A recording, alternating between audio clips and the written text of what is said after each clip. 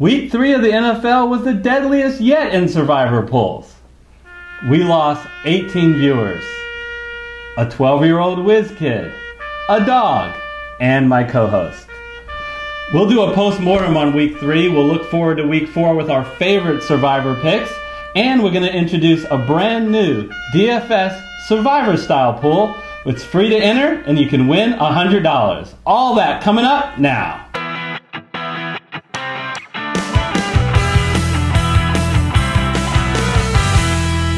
Hello everyone, I'm Eric Lee. And I'm Gary Kurtzman, and we are the fantasy football consultants, and Eric, it happened again. It is crazy. For the second time in 3 weeks, there was a complete Las Vegas betting fail. And Armageddon in survivor pools everywhere. Week 1, as you recall, the New Orleans Saints were the highest rated team, and they lost, and that killed nearly 50% of the pools across the country and 50% of ours. Now we got an even bigger percentage, Eric. Minnesota killed 2/3 of the entrants, 12 out of 18 people in our pool. Eric, unbelievable that they would get crushed by Buffalo. Yeah, and it is, like you said, 27-6 and 27-0 late. So just really surprising. It shows you the power of the ability of a team to be able to put pressure on the opposing quarterback. That's what Buffalo did. They forced Kirk Cousins to fumble a couple of times, create a short field, and take a lead. But yep, that's the past. Let's look at that's why they play the game, folks. So take us through our own viewers and how they did. Absolutely. So that was not the only carnage, although that was by far the biggest. Of the 18, 12 picked Minnesota. One picked Jacksonville, which lost 9-6 to Tennessee. And honestly, Jacksonville usually loses to Tennessee. Sometimes teams just own other teams. One person did not make a pick. Please remember to make your picks, otherwise you're out. There are only 4 people remaining, and those people really had to sweat it out, Eric, because they picked the Chicago Bears, which came so close to losing to the Arizona Cardinals. Let's talk about who those 4 people are. They are Joshua Rinker, Elizabeth Intertus, Caroline McGrath, and Corey McGrath. Congratulations! Yes. You know, you were smart enough to follow my suggestion and pick the Bears. Congratulations. Yep. But you also were smart enough not to listen to me in week 1 right, when I said to pick the Saints. So congratulations on making that Bears pick. The Bears are who we thought they were. Yes, they were. That's why we took the damn field. Okay, At least in the second half. So a real quick comment about our experts panel. We're all gone now. The whiz kid is so out. You want to just air quote experts? Yeah. And Coco, I saw him earlier. He was just so depressed, Gary. Jacksonville, you know, their problem was the defense was too good in knocking out Blaine Gabbert, and Mariota came in and actually sparked them to a victory. Yeah, right. So, yeah, so let's start talking about this upcoming week's game. So the 5 games that we think you should consider for week 4 they're all home teams, folks. Green Bay against Buffalo. The LA Chargers against San Francisco, Jacksonville against the Jets, New England against Miami, and the Rams against Minnesota. So, Gary, out of those 5 games, is there any game there particular that you're like, nope, not for me in this week? Yeah, and you know what? I'm going to take the Rams 6.5 over Minnesota as a great example of if everybody was healthy, I might actually pick that game. But because not everybody's healthy, now I'm not talking about Dalvin Cook, who as of yet may or may not be there. I am talking about Marcus Peters and Aqib Talib. Those are the 2 shutdown corners for the Rams. They are the biggest reason, along with Aaron Donald, why that is a top 2 defense in the league, and they're both not going to play. And if you're Stephon Diggs and Adam Thielen, but more for Diggs, you are salivating at a matchup that you were dreading just 4 days ago. I don't like giving up 6.5 points to a very good Minnesota passing team when both your corners are out. I don't like it. Makes sense. If you're thinking about picking the Patriots this week? No. I feel like I come on every week saying hold off on the Patriots, but I am again, and so far for good reasons. They've lost 2 of 3. Why? What's going on in Patriot land? A lot of bad things to that offense. Yeah. I cannot believe that any defense, let alone Detroit, would hold Tom Brady to 133 yards. Look, Rex Burkhead is banged up. Josh Gordon is hurt and is still learning the offense. Julian Edelman is still suspended. Just wait. All those things will reconcile itself. New England will come back and be a strong team down the road. Just hold off. No reason to pick them yet. Yeah, and another game that I like, but I don't like good enough to pick. There's just something about it that gets me uncomfortable. Jacksonville -9 over the Jets. Oh, that's what makes me feel uncomfortable. They just lost to the Titans. If you can lose to the Titans, you can lose to the Jets. They're both mediocre teams at best. That's probably being charitable. Yeah. Look, here's the deal. I just, if you can lose to Tennessee starting Blaine Gabbert, Jacksonville hasn't scored a touchdown in 1.5 games. Fournette hasn't been healthy for 1.5 games. There's a correlation there probably. Yeah. And he's not going to be 100% healthy for this one either, whether he plays or not. Honestly, you can't trust. You can trust the defense. You absolutely cannot trust the offense. Without Leonard Fournette, they're in a world of hurt. I stay away from this game. All right, so let's get to our picks. My pick is the second highest favorite of the week. I'm staying away from the highest favorite since that hasn't gone well in 2 of the first 3 games. I'm going to go with the LA Chargers. Actually, 31% of the people on Yahoo are picking the Chargers as well. Here's the key things that you need to know. It's all about the San Francisco 49ers. As a fan, you have to be crushed that you lost Jimmy Garoppolo for the rest of the season. And let's talk about the Niners without Jimmy Garoppolo. Last year, they were 1-9. Yeah. When C.J. Beathard, who will be starting for them, started last year, they were 1-5. Also remember, on the San Diego side of the ball, Phillip Rivers, who leads a pretty potent offense, is going up against a 27th ranked defense of the Niners against the pass, who will be without Richard Sherman. And we don't even know about Matt Breida. I feel pretty comfortable that the Chargers should survive this game. Yeah, just remember, without Jimmy G, the Niners were literally the second worst team in the NFL last year. It's that bad, folks. And my pick is going to be Green Bay -10.5 over Buffalo. I love me this game. I read that line and I thought, Oh, yeah. oh, baby, give me some of that. I said the same thing about Minnesota last week. Let's ignore that. So here's the deal. Look, Buffalo can't catch up.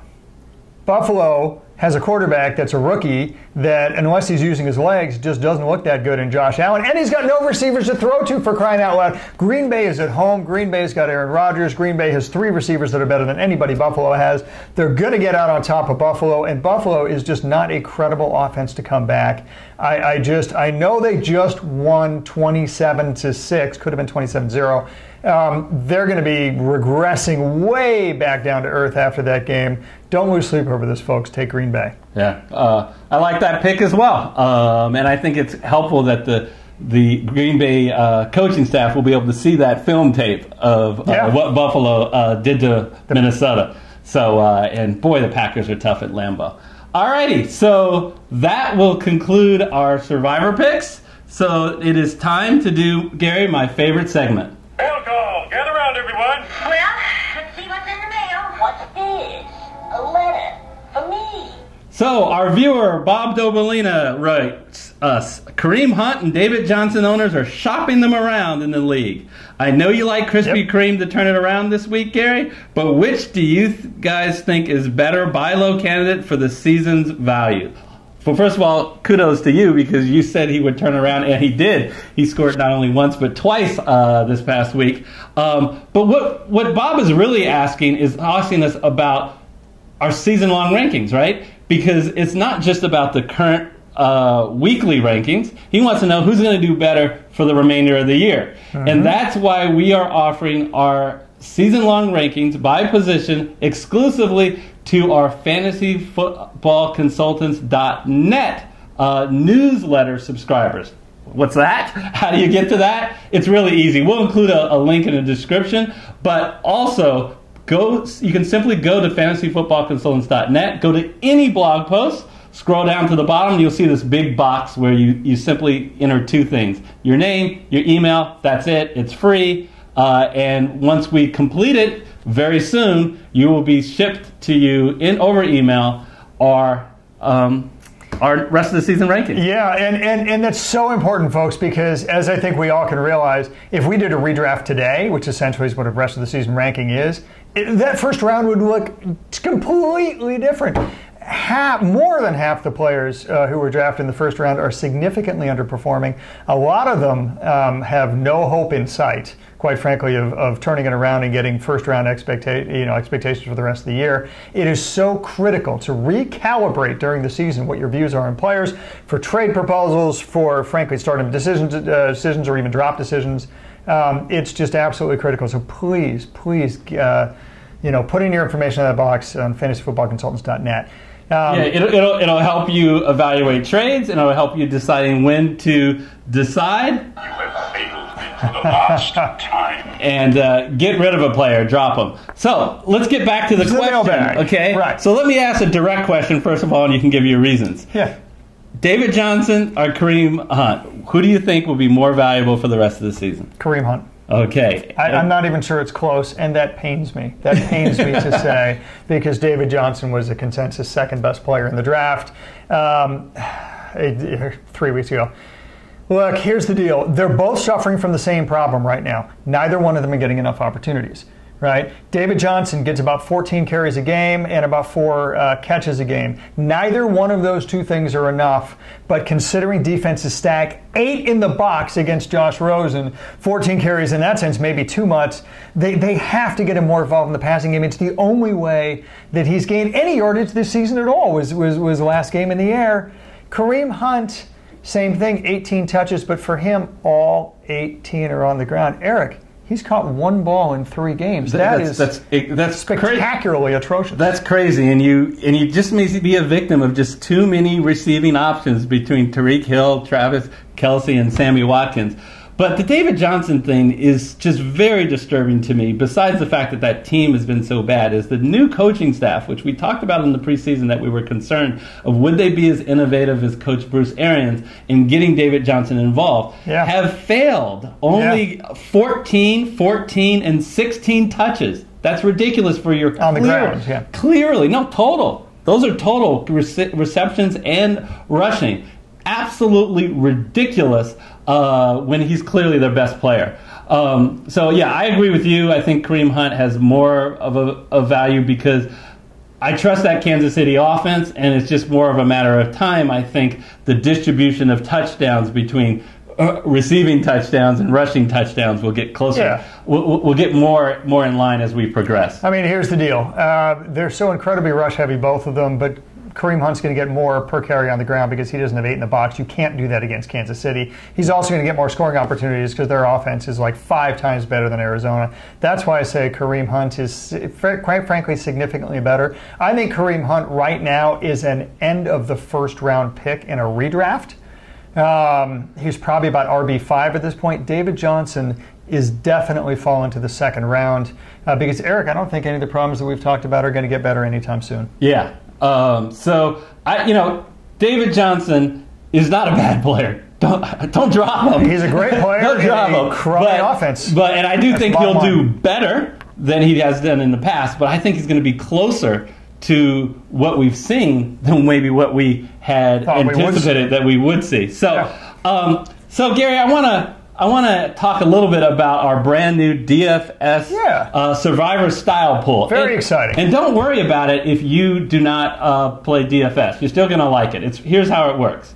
Each week, we are going to each pick 5 players, 1 at each position, and those guys will compete against each other. Team Eric and Team Gary. Whoever scores the most fantasy points wins. And you as a viewer, before the games, will back one team versus the other. And that's all on our DFS Week 4 show. So make sure you look out for that. So until we see you next time, please be sure to click the red subscriber button, and that'll notify, and the bell icon, so you're notified for all our future shows.